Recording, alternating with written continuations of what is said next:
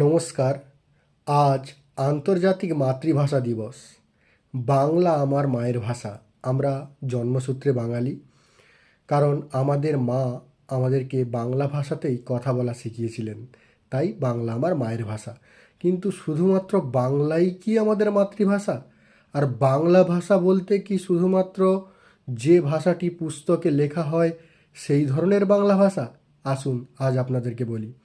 প্রথমত, মাতৃভাষা বাংলা মানে শুধু বাংলা যে ভাষা, লেখ্য ভাষা, যে ভাষাতে সাহিত্য রচনা করা হয় তা নয়।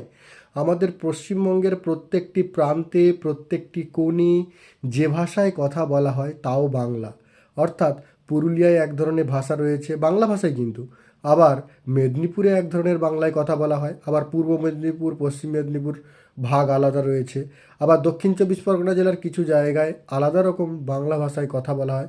সবই কিন্তু বাংলা ভাষা, কিন্তু তার আঞ্চলিক ভেদ রয়েছে। আবার দার্জিলিংয়ে গেলে সেখানেও কিছু কিছু বাংলা ভাষা দেখা যায়, শিলিগুড়িতে গেলে সেখানেও বাংলা ভাষা দেখা যায়। কিন্তু সেই বাংলা ভাষার মধ্যে বৈচিত্র্য রয়েছে। এই বাংলা ভাষার মধ্যে অনেক আঞ্চলিক টান এবং আঞ্চলিক রূপ রয়েছে। প্রত্যেকটি কিন্তু বাংলা ভাষা। তাই নিজের আঞ্চলিক যে বাংলা ভাষা রয়েছে তাকে সম্মান করতে শিখুন, কারণ আপনি প্রথম জন্মে কিন্তু সেই ধরনের, সেই টানের কথাতেই কথা বলা শিখেছিলেন। তাই সেই ভাষাকে সম্মান করতে শিখুন।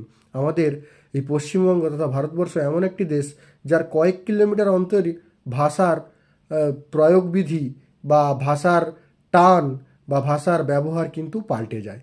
তাই আন্তর্জাতিক মাতৃভাষা দিবসে নিজের যেখানে আপনি জন্মেছেন তার যে ভাষা, সে যে ধরনেরই বাংলা ভাষা হোক, তাকে বাঁচিয়ে রাখুন, তাকে বলতে শিখুন। আরেকটি কথা, সংস্কৃত ভাষা হচ্ছে আমাদের আরেক মাতৃভাষা। তার কারণ আমরা যে বাংলায় কথা বলছি, সেই বাংলা তৎসম তদ্ভব। তৎসম মানে সংস্কৃত সম, আর তদ্ভব মানে সংস্কৃত থেকে সৃষ্টি হয়েছে। এখন অনেক শব্দ রয়েছে যা সরাসরি বাংলায় ব্যবহার করা হয়, সেগুলো তৎসম, আর যেগুলো সংস্কৃত থেকে সৃষ্টি হয়েছে তদ্ভব। যেরকম তৃণ, মৃগ, এগুলো তৎসম। আবার তদ্ভব, খাচ্ছি থেকে খাদামি, হ্যাঁ, বলছি থেকে বদামি, এগুলো তদ্ভব। তাই বাংলা হচ্ছে আমাদের যেরকম যশোদা মা, আর সংস্কৃত দেবকী মা।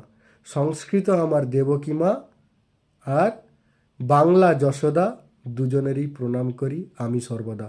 ঠিক যতটা বাংলা ভাষাকে সম্মান করেন, ততটাই সংস্কৃত ভাষাকে সম্মান করুন, কারণ সংস্কৃত আমাদের দেবকী মা। সকলকে অসংখ্য ধন্যবাদ। নমস্কার।